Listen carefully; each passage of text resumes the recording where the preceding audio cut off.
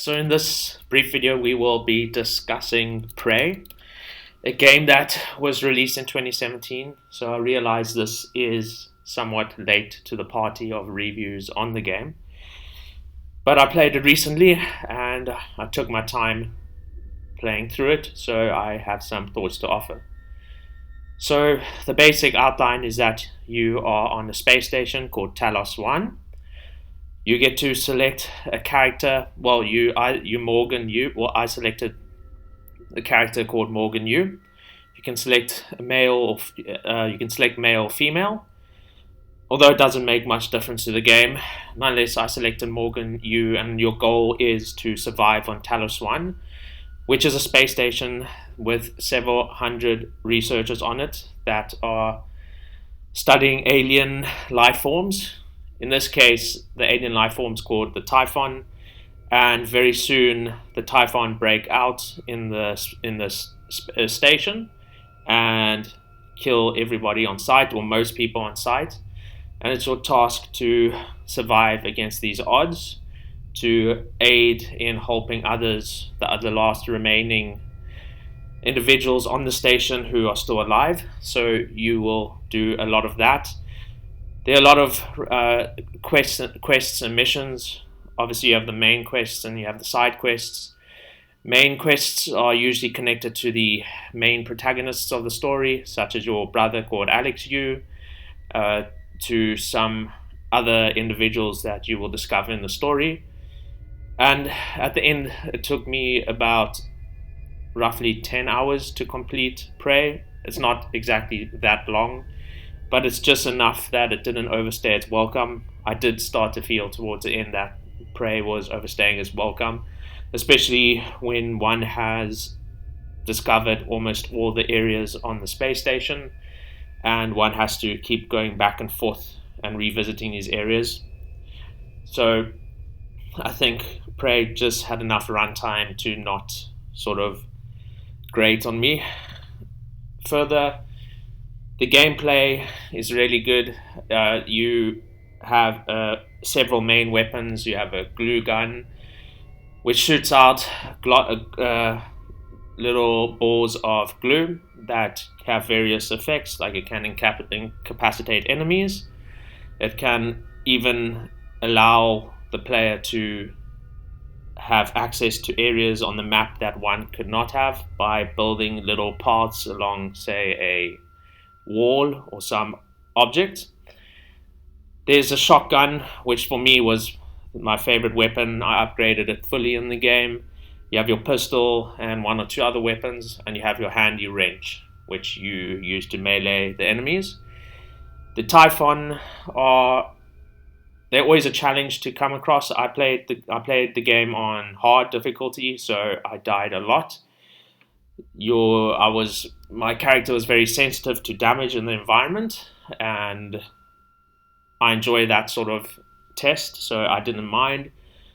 But in almost all encounters with the Typhon, you are going to have a challenge on your hand. They can take you down quite quickly, and some of them are quite strong. The difficulty sort of dissipates as you upgrade your character through not only upgrading weapons using weapon upgrade kits, but also the skill tree that the game has available for you. And it's quite an extensive skill tree. I think there were 5 or 6 different specializations or areas that you could upgrade your skills in. And even by the end of the game, I probably hadn't even unlocked half of the skill trees available. There is a dynamic play. You can upgrade skills in the skill tree. Some of these skills are learned from scanning the Typhon using a sort of device. The scanning enough enemies can allow you to learn their skills and traits. And then of course and those are more of the unique skills that are, if I could say, non-human and non-materialistic. On the human side, you have the ability to upgrade your lock picking skills, your access to picking up heavy objects to access spaces, to increasing the inventory in your spacesuit, to increasing your stamina life pool, and of course your the critical hit points with your weapons. So there's a lot to unlock.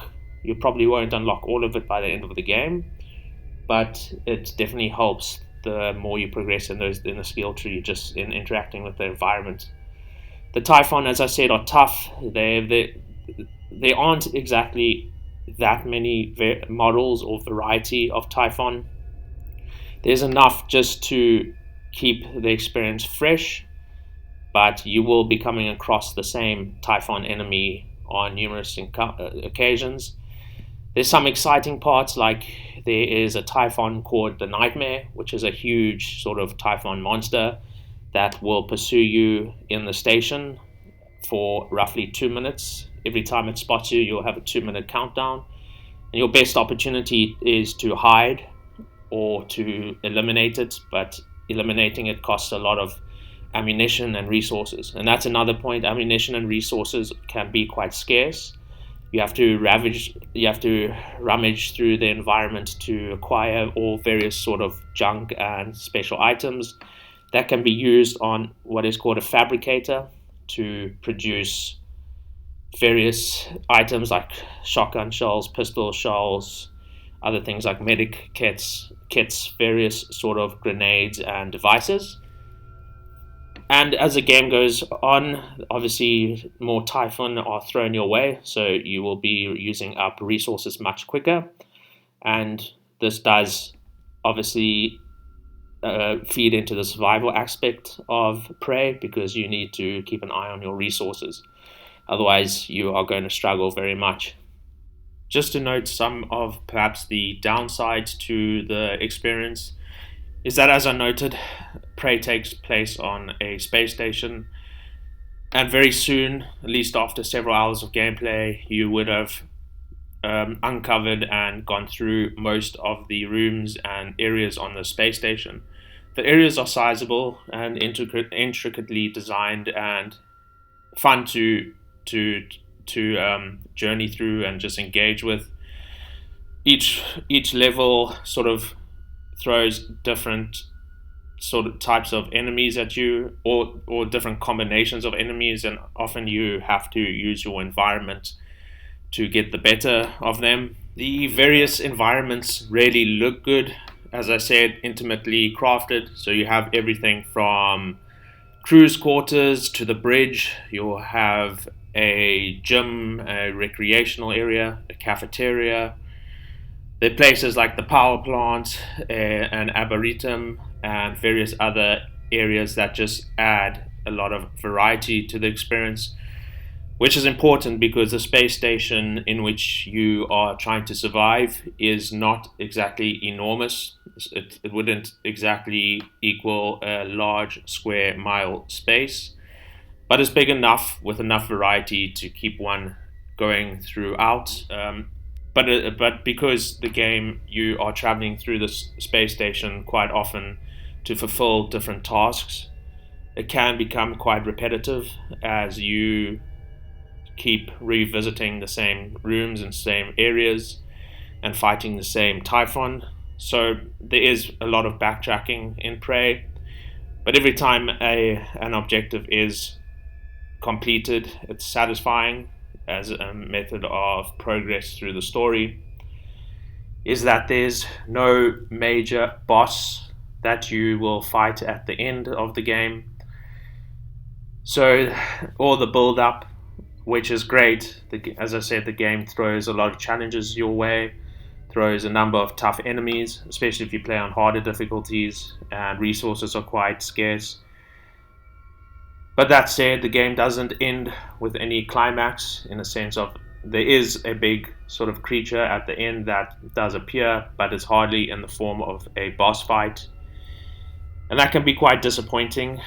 We always want sort of a game to end on a high, and usually that is brought in by a conflict with a major antagonist, and unfortunately Prey does not have this. I think I think Prey it's a fun game to it's a fun game. It's challenging. I enjoyed it. I enjoyed my time with it. As I said, it didn't overstay its welcome, and I can highly recommend Prey.